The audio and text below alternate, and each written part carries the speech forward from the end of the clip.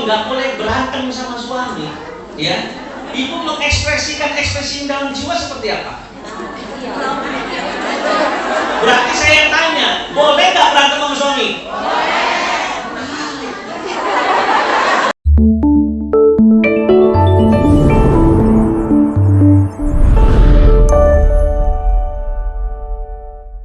Sebenarnya boleh nggak berantem sama suami? Bertengkar sama suami boleh nggak? Coba, yang boleh berantem sama suami, tolong tunjuk tangan. Ayo, ayo. Yang memperbolehkan berantem sama suami, tunjuk tangan. Apalagi suami melempar piring, kumaha melempar gelas. Saya coba. Coba saya mau tanya dulu sebelum masuk materi. Ya. Coba sebaliknya, saya minta tunjuk tangan. Yang tidak boleh berantem sama suami, tunjuk tangan. Yang tidak bolehkan berantem sama suami, tunjuk tangan. Ayo, saya mau tahu. Nah, ini banyak yang abu-abu ini. Banyak yang kayak orang munafik ini. Coba, ayo, saya mau tanya. Ayo. Yang nggak boleh berantem sama suami.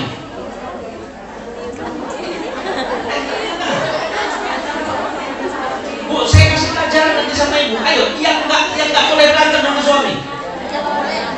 Dia nggak boleh berantem sama suami. Nah, pertanyaannya kalau nggak boleh berantem sama suami, ya, ibu mengekspresikan ekspresi dalam jiwa seperti apa? Berarti saya tanya, boleh nggak berantem sama suami?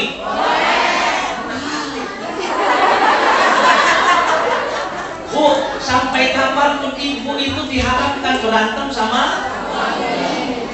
Terus bagaimana mengekspresikan? Barulah saya akan katakan yang boleh dilakukan sama istri itu adalah marah. Berantem nggak boleh.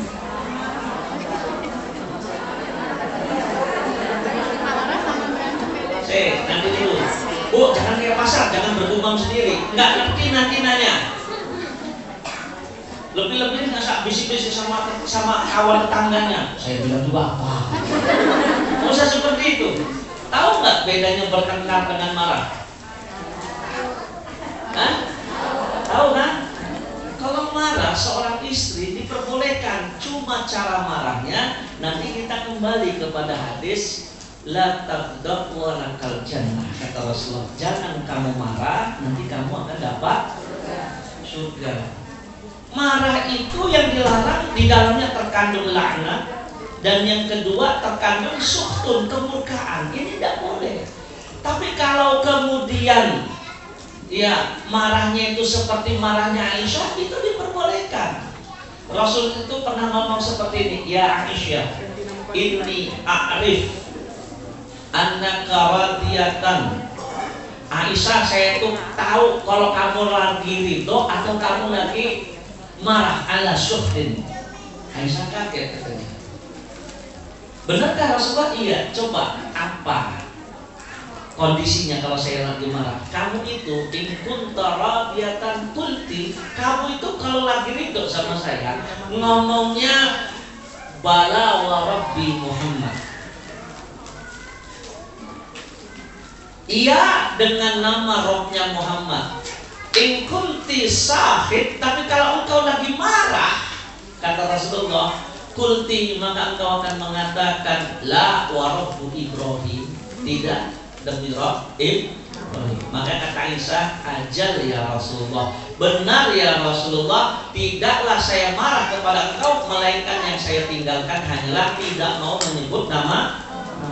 Ibu itu boleh marah, ekspresinya memboikot menyebut nama suami. Yang saya sering bilang itu loh Bu, sama ibu-ibu, ibu boleh marah biar suami juga tahu kalau ibu lagi marah. Karena kan banyak suami-suami tipikal yang dablek. Istrinya lagi marah, apa kamu ini? Kesambet di mana katanya? Boleh. Aisyah juga ini. Aisyah itu pelayanan jalan terus. Karena bagaimanapun kondisinya, seorang istri itu tetap menjadi tawanan seorang suami. Nanti saya sebutkan kenapa bisa dibilang seperti itu. Artinya pelayanan hanya saja untuk menunjukkan ekspresi diperbolehkan memboikot selama tidak lebih dari tiga hari. Ibarat kata begini, biasanya bang, kopi saya taruh di atas meja ya. Iya. Kalau lagi marah, kopi itu ada di atas meja ya. Gak usah panggil abang, gak usah panggil abi, gak usah panggil ayah, gak usah panggil papa. Pokoknya pelayanan jalan terus. Ya, yang diboikot hanyalah penyebutan namanya. Sehingga akhirnya suami merasa, oh ada yang salah dengan istri saya. Berarti marah diperbolehkan, selagi marahnya tidak mengandung laknat dan tidak mengandung kemurkaan. Karena kalau marahnya mengandung laknat kemurkaan, maka jadilah pertengkaran dengan suami. Banyak gak pertengkaran sekarang suami istri? Satu nyaut, jawab nyaut lagi. Ya, kira-kira istri yang sesautan dengan ini, ya, dengan apa? Dengan suami. Nanti istri saya nggak tahu ya, sudah punya ini belum? Sudah pernah buat layar itu belum?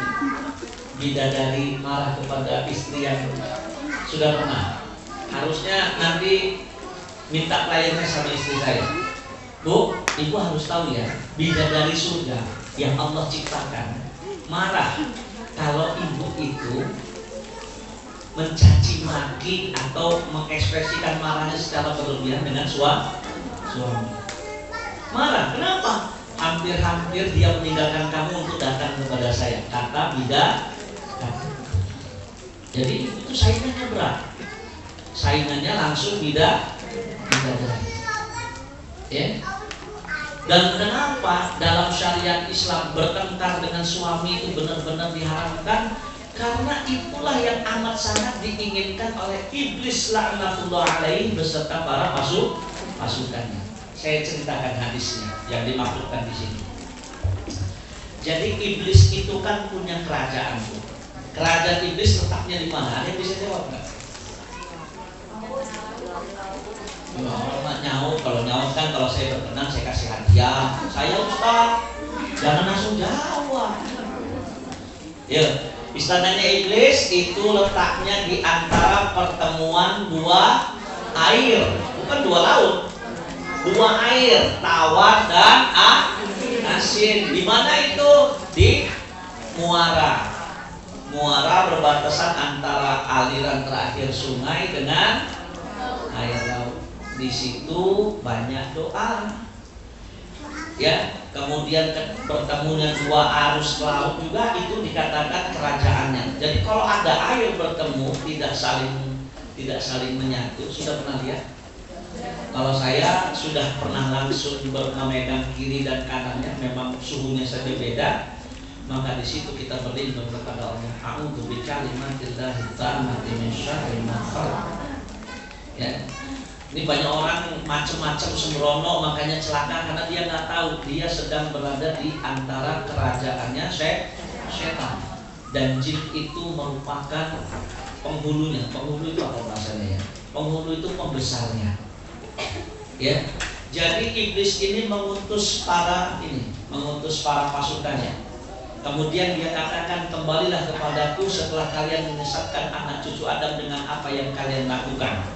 Siapa yang mendekati apa? Mendekati sasarannya, maka dia lebih dekat posisinya kepadaku. Jadi nyebar nih si anak buahnya iblis ini. Ya. Jin yang jadi anak buahnya iblis disebut setan. Tapi kalau jin yang muslim dilarang disebut setan. Karena hakikatnya jin itu sama, Bu, dengan kita kehidupannya. Ada yang beriman, ada yang tidak. Makanya salah kalau ibu itu takut sama setan. Ya Bu, ibu gak boleh takut sama setan. Saya pastikan kalau ibu takut sama setan, ruhiahnya ibu lagi runtuh. Contoh, WC sendirian aja gak berani, itu harus diruqyah. Berarti memang ibu itu kebanyakan setan. Coba ibu itu masuk WC di sini, tinggal baca a'udzu Allahumma inni a'udzu bika minal khubuthi wal khaba'ith. Apa artinya? Ayo. Nah, ayo jangan cuma bisa ngucap aja. Kalau nggak tahu artinya percuma dong.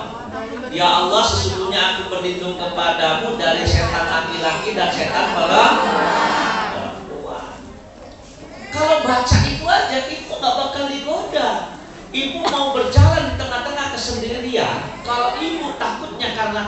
ada begal atau orang jahat itu manusiawi. Tapi kalau takut sama setan, Bu, setan itu jangankan di tempat sepi, orang sholat aja di masjid penuh dengan setan. Bahkan setan yang ditugaskan sama iblis untuk menggoda orang-orang yang sholat namanya khanzab atau disebut khinzib. Tugasnya menggoda orang yang sholat. Jadi kalau ibu takut sama setan, jangankan di tempat gelap, setan itu dihadiri pengajian ada. Ya, kalau saya kemarin Selasa malam Rabu, padahal bahasanya udah begitu luar biasa.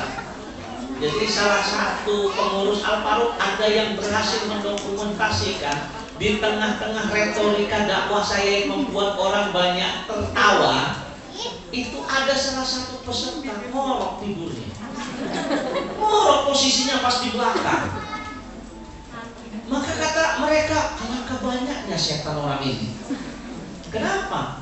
Loh, ibu belum tahu ketika Rasulullah SAW mengatakan la yaquduna qaumun yatluna kitaballah wa yatadarasunahu. Tidaklah sebuah kaum mereka duduk berkumpul seperti kita duduk berkumpul. Yatluna kitaballah, mereka membaca ayat-ayat Allah, memperdengarkan sunnah-sunnah Rasulullah, wa yatadarasunahu, kemudian mereka mempelajarinya. Illa hafakumul malaikat, para malaikat akan menaungi mereka.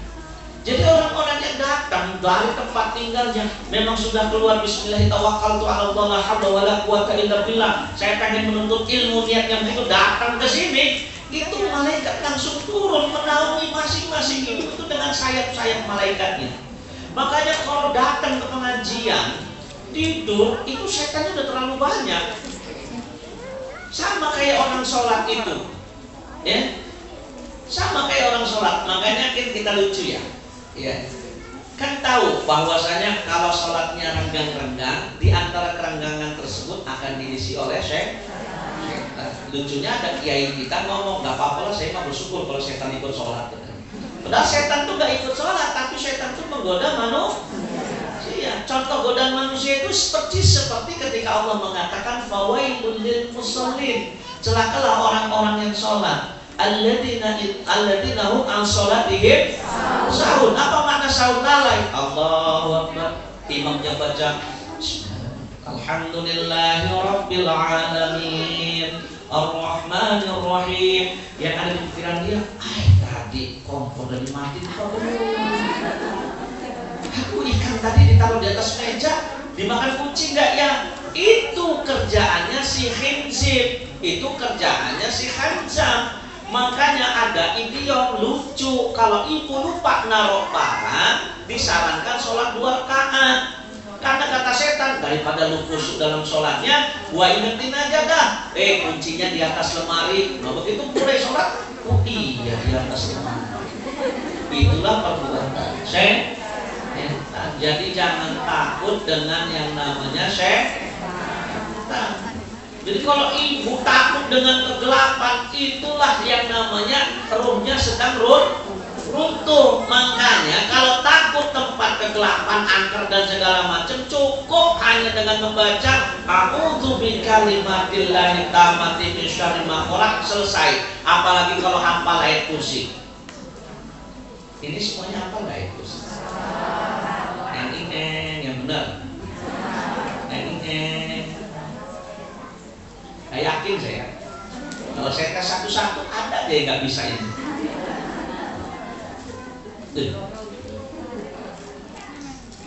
Lawang ada loh. Orang kelihatannya alim, kelihatannya bagus, nggak berani baca ayat kursi. Karena apa?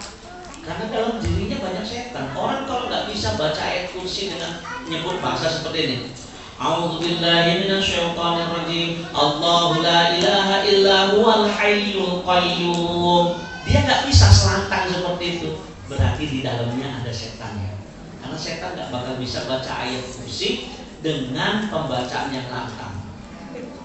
Karena kami dulu pernah meruqyah orang, dia ngomong dibacakan ayat kursi, dia bilang saya juga bisa. Baca dia, tapi Allahu la ilaha illa huwa la ta'udzu. Makanya kan kalau kata Syekh Wahid Abdul Salam Bali, kalau mendengar ada Pak Ustadz, ada Pak Guru, Pak Kiai, Pak Habib, model bacanya begitu. Itulah ciri-ciri setan berjubah putih.